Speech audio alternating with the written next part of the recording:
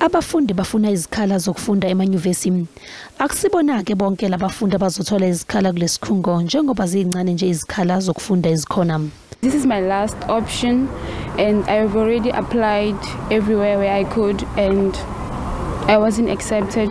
So I came here hoping that I will be doing information technology. Inyuvesi yaseMpumalanga esanda kuvulwa kuleli ibonakala ikhula ngesikhulu isivinini.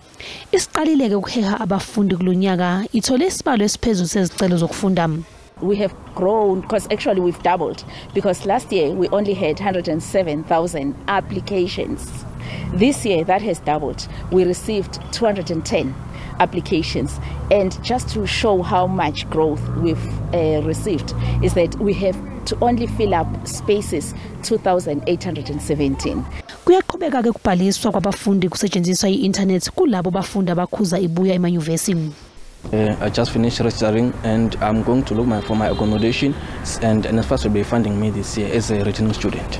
Ikomiti elibhekele imfundo ephakeme eParliamente livakashele isikhungo ukuyobheka ukuthi iziphi izingqinamba ezikhona ezifaka phakathi zokuphepha kanye nohlelo lokufunda nokufundisa. They are saying that there are challenges that are in the sector that we need to collectively work towards, including in NSFAS. We've also had NSFAS with us in these oversights to say, NSFAS, are you hearing what students are saying? Are you hearing what management is saying? Ukubhalisa kwabafundi bazokwenza unyaka wokuqala kuzoqala ngomsombuluko.